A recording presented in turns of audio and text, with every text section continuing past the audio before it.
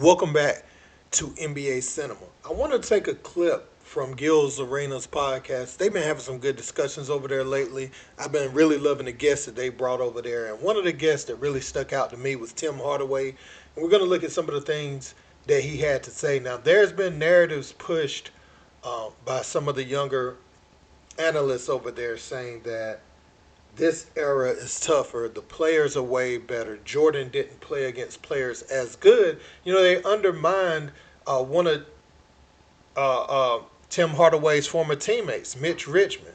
If you put Mitch Richmond in this era, he's at the top of the shooting guards list right now. Like, if he's playing right now, he's right there amongst the top guys, clearly, too. I mean, you know, he's one of those. And they overlook players like that from that era and say Jordan didn't play against nobody to lift LeBron's legacy. And LeBron's legacy don't need no help. He's done enough in the game to be mentioned amongst the best of the best, right? But they really diminish. And you even, outside of this podcast, you look at what Ant-Man had to say, really just not respect and reverence for the game. You know, when MJ was asked about GOATs and all that stuff, he said he cringed when he heard it because you think about the guys that came before him. We're going to look at what Tim Hardaway said, though, guys. Let's peep. I see you all the time talking shit. I got some things I want to say, too, about what you said about us in the 90s. So, Mike is the GOAT. Mike was that bad motherfucker. But you all think that we couldn't play. You say, you know, he playing against some scrubs, or he playing against some guys that can't play, and we let him do this and we let him do that. No, man. A lot of you guys couldn't play in our fucking era. When we was growing up, I couldn't play against Iglo. You talking about Iglo from the Cleveland Cavaliers? Yes, all that. That motherfucker was nice. That motherfucker was nice. Mark Price was a bad motherfucker. He don't get his just due.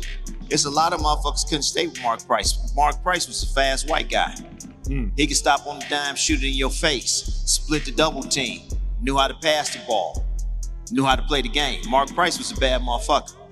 Rod Strickland, another motherfucker. Yeah. Kevin Johnson, another motherfucker. Kevin Johnson. The 90s is fine. My complaint was the 80s. So there's this illusion about the hand check, and I always use you as an example. And I said, if the hand check was so dominant, then how can the scoring guard come in as rookies, tearing everybody's up? When we came into the game, Kevin Johnson, myself, even Mark Price, we was fast enough and quick enough, and we could handle the ball. And we used to get out of the offense. And we used to take our man, so he had to understand, oh, these motherfuckers running offense. We gotta play them legit. Like you and Brandon, y'all had handles. If somebody picked you up, you laughing at them. Yes, yeah. So yeah, that's what it was. When they picked us up, we was laughing at them. Then they had to start picking us at half court. Now, in addition to that, Tim Hardaway laid out some of the issues with today's game. Let's look at that. There's no real rivalries. Let's get it right. You know, rivalries like you scrapping, you fight. They throwing blows. They don't care about their money. That's a rivalry. I watch guys go out there and they play the game, and then they talk so much shit to each other, and they think they gonna fight. Then after the game, hey man, great game. I saw the Indiana Pacers, Detroit Pistons went up there and beat them, and then Indiana came in with their squad and busted Pistons. And then the Pistons was like, yeah, we'll see y'all in a couple of weeks. I'm like, yeah, okay, yeah. I'm in front of TV, my popcorn, watching my son and stuff. They get their ass whooped. If I go back and suit up, I want to go up Haliburton. He talks so much. I want to go back and bust his mother. I love it. I love that.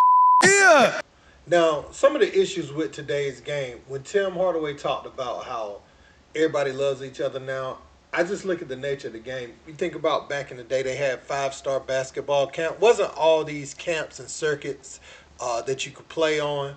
And these kids, they team up, whereas back in the day, you might have had a team locally and you were just a standout from your area and you play other standouts. So you'd read about a person in the streets in Smith's magazine, or you'll read about a person in the paper who was supposed to be all that. So when you got your opportunity to play them, you built up that competitive animosity towards them. You create a little rivalry, right? That's why it took Bird and Magic a while to actually be friends. They were consumed with trying to be better than the other one because you're just reading about the person and it's not as accessible. You're good in your area. Yeah, people know about you, and you get to play nationally. Maybe you get to play with them, represent the USA team if you're good enough. But all this being around them all the time, you didn't have cell phones. It wasn't social media or anything like that. So when you saw them, you saw them. And if you had a phone, you wasn't calling long distance to stay in touch with them because that was going to run your parents' bill up. So I think some of the factors in society is why these guys are so close. It's hard to fake like you're not close with somebody when you literally played with them since you've been 7, 8, 9 years old, and y'all get in the heated rivalry of a game. But when you go to that handshake line, you're gonna see his mama gonna give you a hug after the game. When you come out the locker room, his mama gonna give you a hug. His brother, sister gonna ask you how you doing. You know what I'm saying? And your family is close with their family, so it's a hard thing to make it like it used to be because again, all these factors didn't exist. But I wholeheartedly agree with Tim Hardaway when he says what he says about the 80s and 90s. They don't even mention a player like Tim Hardaway, Run TMC. Tim Hardaway's time with the Miami Heat, they don't mention those things. And it's so many great players, man, that come through. You got your Dominique Wilkins. And even if you want to go back, 80s, you start talking about your Adrian Dantleys. And, I mean, there's been great players.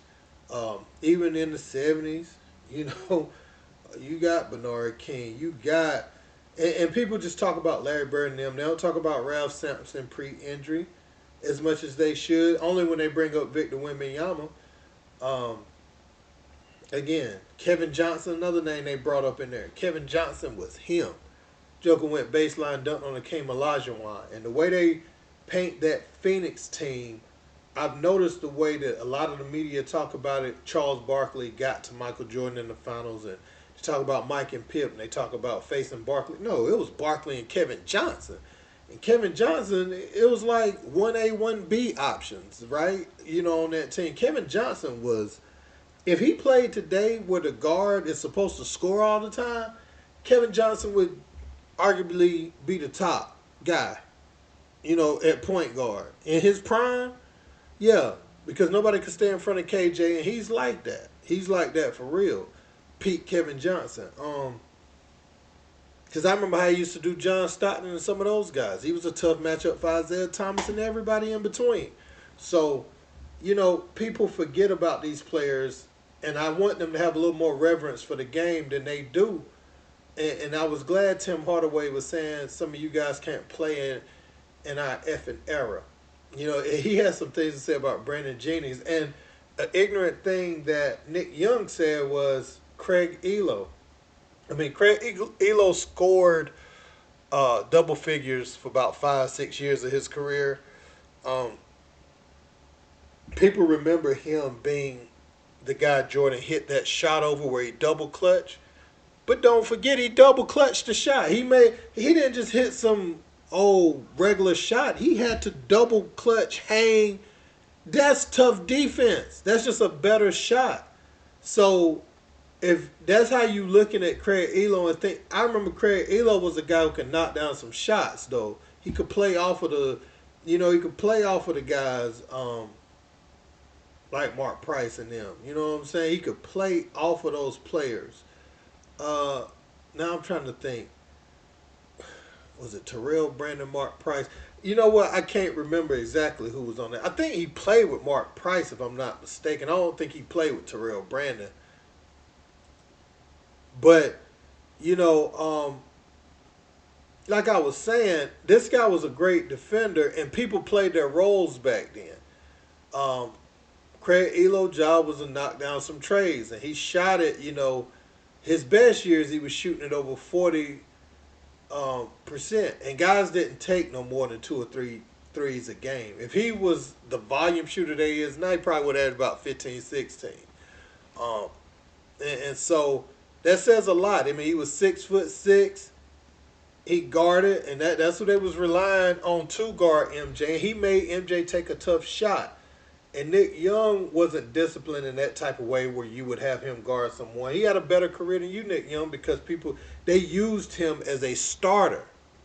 You know, they used him as a starter. And I think that gets lost. No, you're not better. You're not a better player than Craig Elo, man. You're not. You're just not.